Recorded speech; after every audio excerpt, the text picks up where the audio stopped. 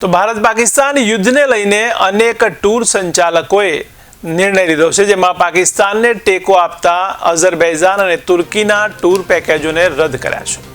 ત્યારે સુરતમાં અનેક ટૂર સંચાલકોએ સ્વૈચ્છિક બંને દેશોના ટૂર રદ કર્યા છે। અઝરબૈજાન અને તુર્કીના ટૂર પેકેજ બુક નહીં કરવા અનેક ટૂર સંચાલકોએ નિર્ણય કર્યો છે। ત્યારે સંચાલકો તુર્કી અને અઝરબૈજાન જેવા અન્ય પ્રવાસી સ્થળો પર લોકોને પ્રવાસ માટે સમજાવી રહ્યા હતા। ત્યારે બંને દેશોની સરખામણી જેવા જ અનેક એવા પ્રવાસી સ્થળો છે જ્યાં ભારતમાં 2024માં 3 લાખથી વધુએ તુર્કી બાકુનો પ્રવાસ કર્યો હતો। તો વર્ષ 2024માં ભારતના 2.75 લાખ લોકોએ તુર્કીનો પ્રવાસ કર્યો હતો, તો 2.25 લાખ લોકોએ અઝરબૈજાન દેશનો પ્રવાસ કર્યો હતો। ત્યારે બીજા દેશ કરતાં ભારતમાં જ લોકો ફરવા જાય તેવી પણ અપીલ કરવામાં આવી છે।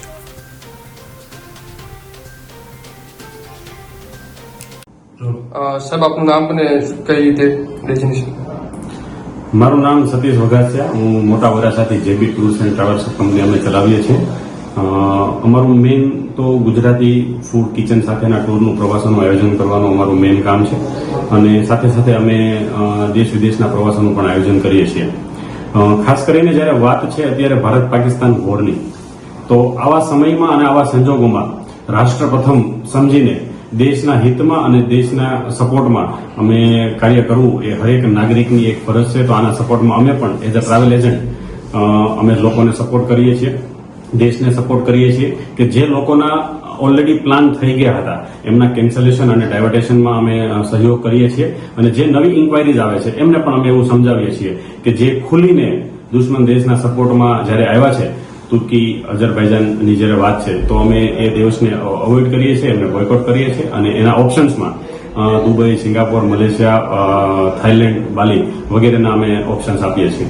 સર, કેટલા પ્રમાણમાં કેન્સલ થયા છે? કેટલા પહેલા જતા હતા, કેટલા લોકો અંદાજિત અત્યારે કઈ રીતનો આંકડો સામે આવ્યો?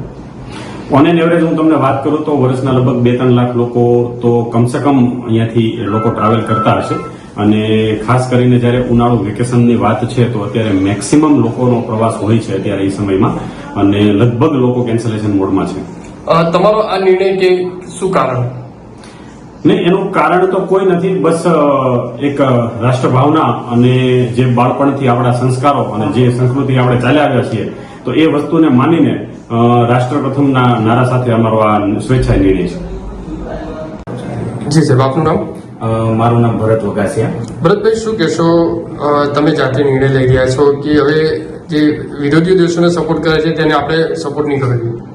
હા, એટલું જ કેવું છે કે જે આપણી પાકિસ્તાન જે કન્ટ્રી છે જેની સાથે જે અત્યારે માહોલ છે, તો જે પાકિસ્તાન કન્ટ્રીને જે સપોર્ટ કરતા હોય એ દેશના પ્રવાસ આપણે ના કરવા જોઈએ, અને લોકો પણ અત્યારે જાગૃત જ છે, અને સામેથી લોકો આવીને એવું કહે છે કે આપણે આ પ્રવાસ કેન્સલ કરવા છે। લોકોને કઈ રીતે સમજાવી રહ્યા છે તમે કે?